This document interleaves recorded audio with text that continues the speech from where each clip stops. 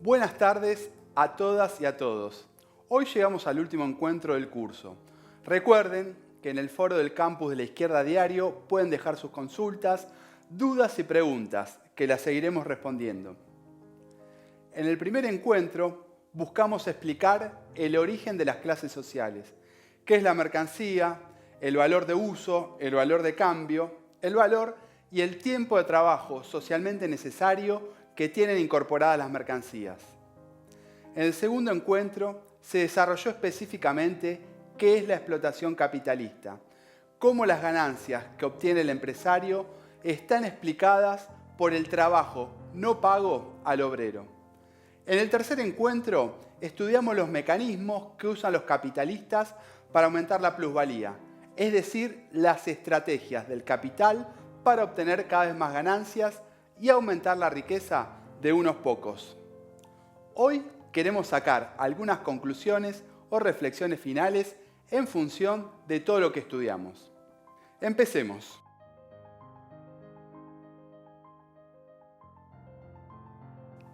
En todo momento, los empresarios, los políticos del régimen capitalista, los economistas al servicio de los dueños de todo y los medios de comunicación nos intentan convencer que los reclamos salariales son desmedidos.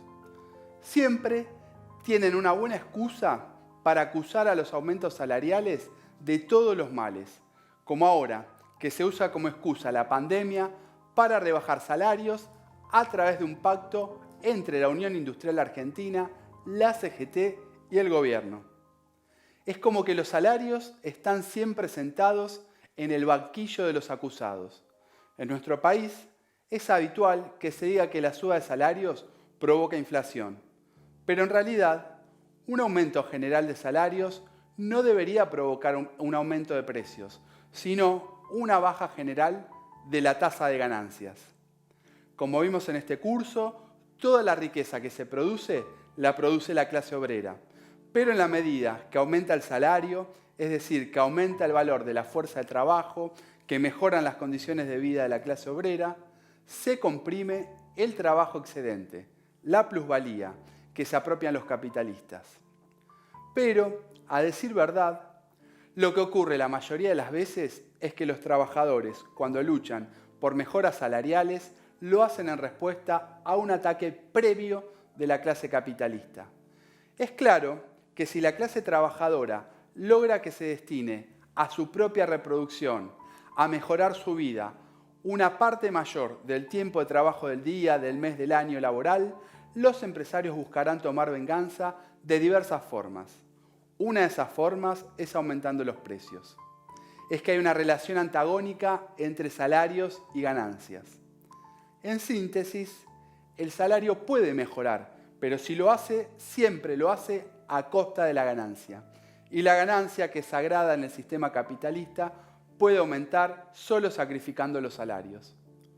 Los propietarios de los medios de producción, las fábricas, las maquinarias, las herramientas, la tecnología, consideran un derecho divino aumentar el robo de trabajo ajeno, someter a la clase obrera a trabajar jornadas más extensas o más intensivas, a precarizarla y flexibilizarla para sacarle hasta la última gota de sudor cada día.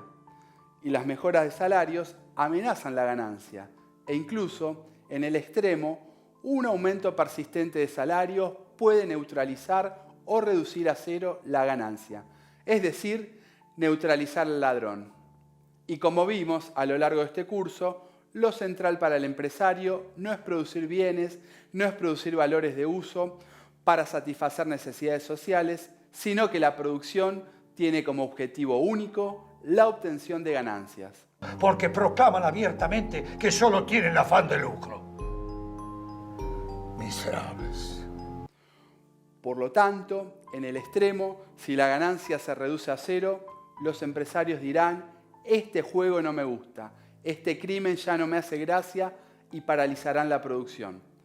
Bajo estas condiciones, la situación de los trabajadores en el capitalismo siempre es inestable y cualquier esperanza de sostener una mejora perdurable de los salarios o las condiciones laborales es ilusoria.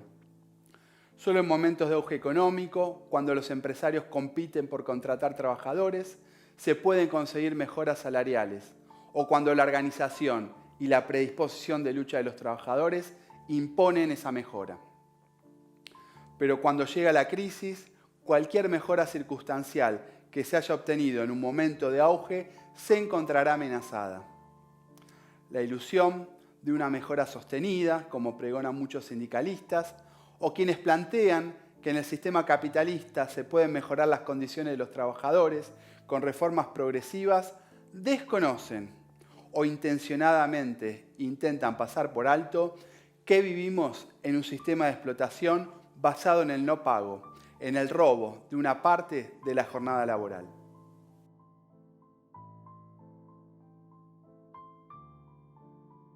La clase capitalista no solo busca reducir los salarios. Mediante la incorporación de maquinaria y nuevas tecnologías, busca reemplazar el trabajo vivo, el trabajo humano, por trabajo muerto o trabajo pretérito, trabajo ejecutado previamente, que es el que justamente está cristalizado en las maquinarias, en las herramientas de trabajo y en las nuevas tecnologías.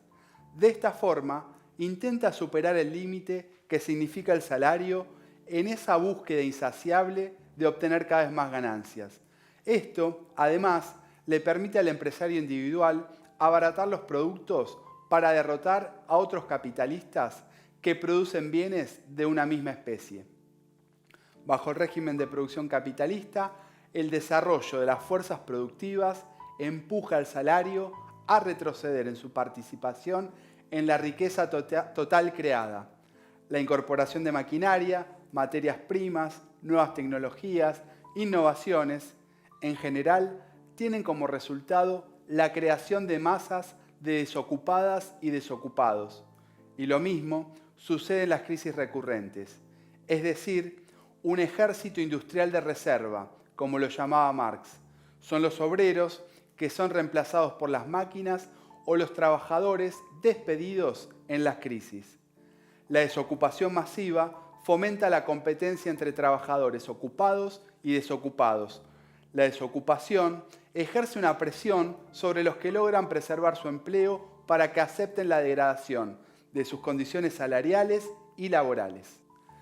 La amenaza que esgrimen los empresarios es el fantasma de la desocupación, de ir a parar a la calle, si el obrero se niega a aceptar la disciplina que impone el látigo patronal.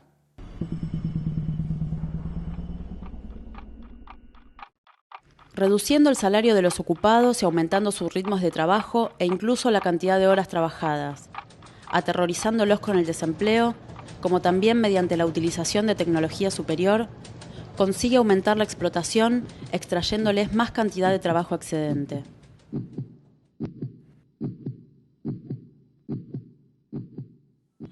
Como señala Marx, el propio desarrollo de la moderna industria contribuye por fuerza a inclinar la balanza cada vez más en favor del capitalista y en contra del obrero. ¿Cuál es la consecuencia?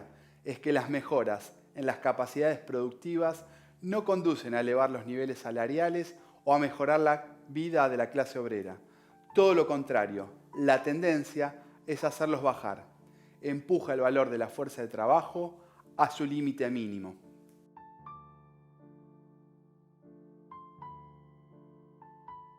En la historia del capitalismo existieron algunos momentos durante los cuales la clase trabajadora pudo mejorar su participación en el reparto de la torta, pero es evidente que son momentos excepcionales.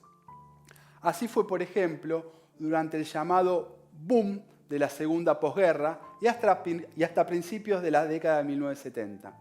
Pero incluso cuando aumenta la participación en el reparto de la torta, no se elimina la desigualdad de base. La idea de un capitalismo humano es un imposible. No tiene humanidad quien roba trabajo ajeno. Pero, ¿qué ocurrió cuando se acabaron las condiciones excepcionales de la posguerra? Bueno, cuando el boom perdió fuerza y emergió la crisis desde los años 1970 con el neoliberalismo, a través de una serie de derrotas sufridas por la clase obrera, se impuso el retroceso de derechos laborales, la expansión gigantesca de la precarización y la flexibilización, como así también la depresión salarial a escala global y el retroceso en la participación de la riqueza. El geógrafo marxista David Harvey dice que fue una verdadera revancha de la clase capitalista contra las conquistas previas de los trabajadores. En la actualidad, el aumento de la desigualdad sin límites es uno de los motores del descontento en muchas latitudes, desde los jóvenes chilenos que se rebelaron contra las políticas neoliberales, a los jóvenes que ven con buenos ojos el socialismo en alguna de las principales potencias económicas, como los Estados Unidos y el Reino Unido. Esta situación ruinosa para las mayorías atrajo desde hace años la atención de muchos economistas que buscan salvar al capitalismo, con algunas reformas, como el famoso Tomás Piketty, quien señala que en la actualidad las condiciones de desigualdad retrocedieron a las existentes casi un siglo atrás. En el mes de enero de cada año, los poderosos del mundo se reúnen en el foro de Davos. Allí se reflexiona, perversamente, sobre los datos de la desigualdad que elabora la ONG Oxfam. No obstante, cada año las asimetrías sociales son más profundas. Los últimos datos de Oxfam indican que el 1% más rico de la población posee más del doble de la riqueza que 6.900 millones de personas más pobres en todo el planeta. Hay que decirlo claro, no hay un mundo igualitario mientras sobreviva el capitalismo.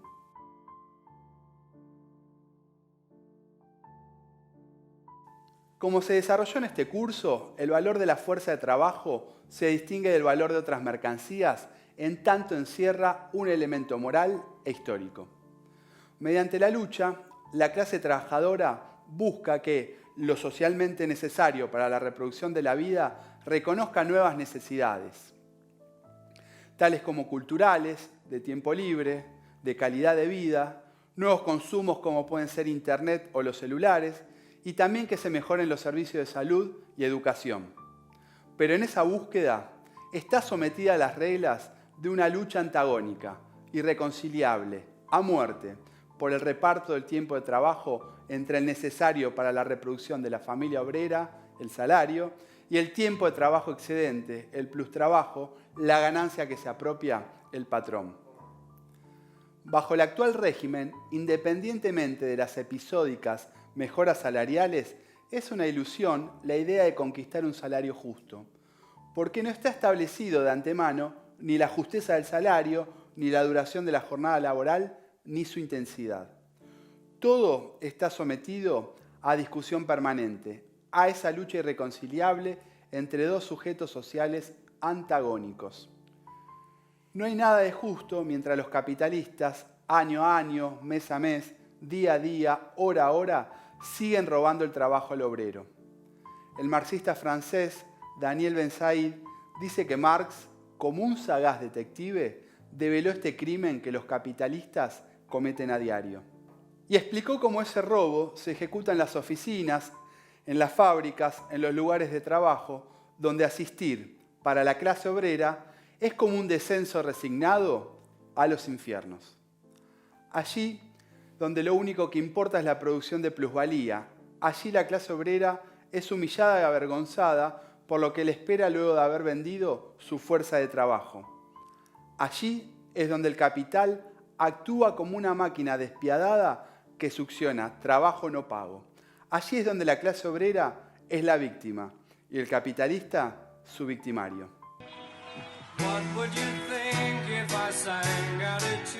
El desarrollo de las fuerzas productivas de la humanidad, que permitiría a los hombres librarse cada vez más de la necesidad de trabajar jornadas extenuantes para sobrevivir, en manos de los capitalistas y de su búsqueda incesante de ganancias, actúa como un arma contra los trabajadores.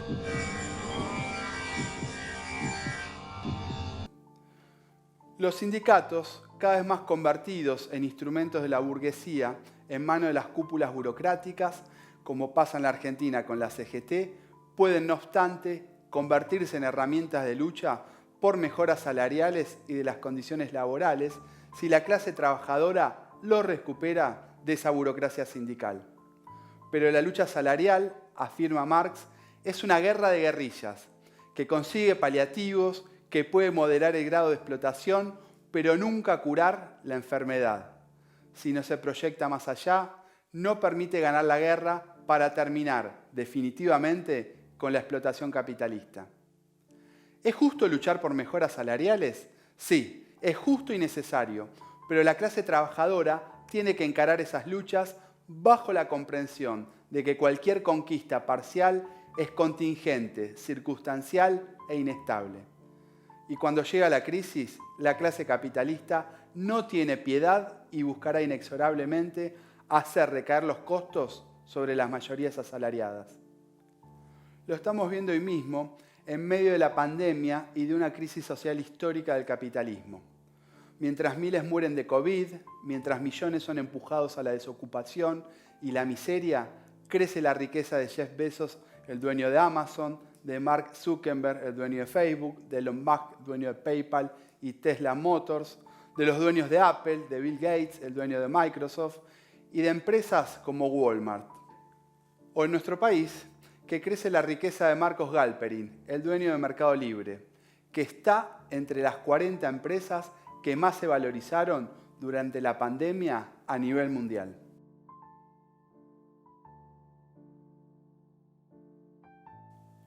Las luchas salariales son necesarias para que el capitalismo no empuje a la degradación creciente a las mayorías trabajadoras. Pero además son necesarias en la medida que se orienten bajo la perspectiva estratégica de terminar con el actual sistema de explotación. Marx explicaba que todas las maravillas tecnológicas son producto del conocimiento social general, de una inteligencia colectiva. Es decir, Marx reclama todo el avance científico, tecnológico que se produce en el capitalismo como un producto de la industria humana, un producto colectivo, de todos nosotros. Aunque la economía de los últimos años exhibe un aumento débil de la productividad, existe una tendencia histórica al aumento de la productividad gracias a la maquinización y más recientemente al enorme desarrollo tecnológico aplicado a la producción. Cada vez se elaboran más bienes, más riqueza, en menos tiempo de trabajo. En la actualidad, gracias al avance tecnológico, toda la humanidad podría ser liberada de una parte del tiempo de trabajo para dedicarse a las artes, al ocio recreativo, al disfrute en familia. Pero a pesar de estar dadas las condiciones para este disfrute, a pesar de que se produzca cada vez más riqueza en menos tiempo de trabajo, la clase obrera no va al paraíso, sino que está siempre sumergida en el infierno de la explotación. Todas las maravillas tecnológicas, todos los productos de la industria humana, se vuelven en instrumentos de la alienación de la clase obrera. En lugar de permitir mayor tiempo libre a los trabajadores, las nuevas tecnologías son armas que los empresarios empuñan para ganar esa batalla cotidiana a muerte por los tiempos de trabajo e incrementar sus ganancias. Gracias al desarrollo de las fuerzas productivas, hoy sería posible que, mediante el reparto de las horas de trabajo entre todas las manos disponibles, entre ocupados y desocupados, las necesidades sociales se puedan satisfacer con una jornada laboral mucho menor a la actual. Pero este sería apenas el primer paso de los trabajadores como productores libremente asociados, en el camino de iniciar la construcción de una sociedad comunista que pueda regirse por la máxima planteada por Marx, de cada cual según sus capacidades y a cada cual según sus necesidades. Este curso habrá tenido alguna utilidad si contribuye a la meta de dar fuerza a esta idea, de que no hay otro camino para romper las cadenas de la moderna esclavitud asalariada que la abolición del sistema capitalista. Toda lucha parcial, toda reivindicación económica o democrática contra los capitalistas y su Estado debe inscribirse, por lo tanto, como parte de la lucha de fondo por suprimir de raíz la sociedad basada en la explotación del hombre por el hombre mediante la revolución obrera y socialista. Muchas gracias a todos por acompañarnos hasta el final de este curso. El día que el triunfo alcancé.